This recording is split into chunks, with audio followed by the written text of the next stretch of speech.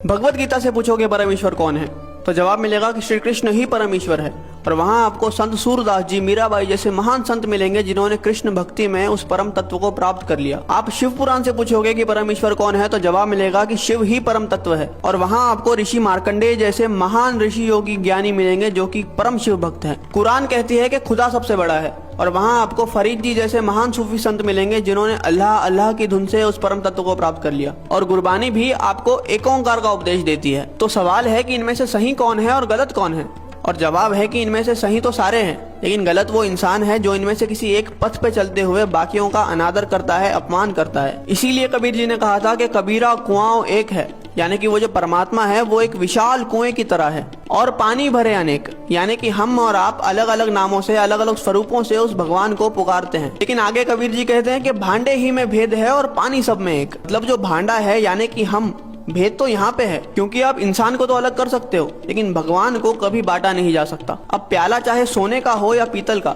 उसके अंदर जो पानी है वो तो अंत में प्यास ही बुझाएगा। लेकिन अगर हम इस बात पे लड़ने लग जाए कि किसका प्याला ज्यादा बेहतर है, तो ना हम पानी पी पाएंगे और ना ही अपनी प्यास बुझा पाएंगे। जैसे दुनिया में हर जगह पे अलग अलग भोजन खाया जाता है, लेकिन हम कभी भी किसी और से जाकर इस बात पे तो नहीं लड़ते कि आप हमारी तरह भोजन क्यों नहीं करते, क्योंकि हमें पता है कि चाहे भोजन अलग अलग है लेकिन उसकी भूख और हमारी भूख एक जैसी है। हो सकता है कि वो ब्रेड खाकर अपनी भूख मिटा रहा है और हम रोटी खाकर, लेकिन उसका असर जो हमारी बॉडी पे होगा वो एक जैसा ही होगा। इसलिए हमारी पेट की भूख तो मिट जाती है लेकिन हमारी परमार्थ की भूख कभी मिट ही नहीं पाती। हम लड़ने में इतने बिजी है कि हमें खाने की, यानी कि उस भक्ति को अनुभव करने की फुर्सत ही नहीं है। कबीरा कुआं एक है और पानी भरे अनेक, भांडे ही में भेद है, पानी सब में एक।